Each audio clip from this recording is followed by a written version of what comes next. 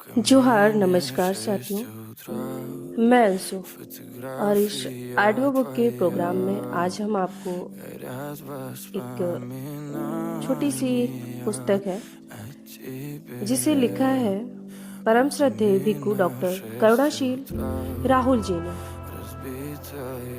तुम्हें जाना कहाँ था और कहाँ पहुँच गए। इस किताब का जो नाम है, टाइटल है, वहां से ये समझ में आ रहा है कि ये महिलाओं के लिए लिखी गई है और मैं इसको पढ़ करके सुनाती हूँ। पूरा सुनिएगा और ये ऑडियो बुक सीरीज आपको अच्छी लगे हमारे चैनल को भी सब्सक्राइब कीजिए, शेयर कीजिए और इस पुस्तक को खरीद करके भी आप अवश्य पढ़िए। तुम्हें जाना कहाँ था, कहाँ पहुँच गए। बेटी, आज तुम आई हो पुष्प चढ़ाने। तुम्हें अपने पास पाकर मेरा सीना गर्व से चौड़ा हो गया है। तुम्हारे नाम के आगे लगे योग्यता के प्रतीक डॉक्टर, प्रोफेसर, एडवोकेट तुम्हें भी बड़ा होने का एहसास दे रहे हैं। अपनी योग्यता से तुम भी अपने आप को आज पुरुषों के बराबर समझने लगी हो। तुम्हारी उपलब्धियों से मुझे संतोष मिला है। जैसा मैं सोचता था वैसा तुम बन पा रही हो। पहले तुम घर तक सीमित रहती थी, परिवार की देखभाल ही करती थी। अब घर से बाहर के काम भी करती हो, धन कमाने के लिए नौकरी भी करती हो।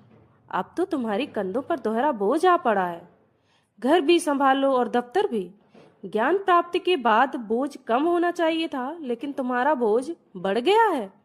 ऐसा मैंने कहा नहीं, ऐसा मैंने सोचा था। जब तुम दफ्तर से घर आती हो, काम के बोझ से खींच उठती हो।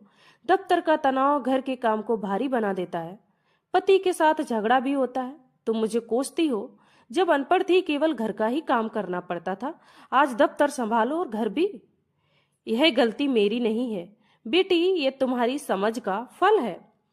तुमने ठीक से नहीं समझा, ज्ञान का उपयोग बेड़ियां काटने के लिए किया जाता है। ज्ञान से आदमी अपनी अज्ञानता, अंधविश्वास और जड़ता को तोड़ता है। ज्ञान ही मुक्ति का एकमात्र साधन है।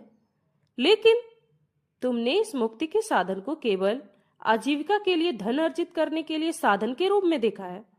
तुमने उस ज्ञान से मुक्ति की संभावना को नहीं देखा है, इसलिए यह सब भुगतना पड़ रहा है। मैंने तो तुम्हारे जीवन को बड़ी ही बदतर हालात में देखा है। क्या था तुम्हारे पास? इस देश में महिला भी ब्रह्मा के पैरों से पैदा हुई।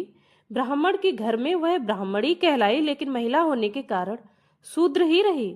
शूद्र और शोषण एक दूसरे के पर्यायवाची शब्द हैं। तुम महिला के रूप में पैदा हुई हो, इसलिए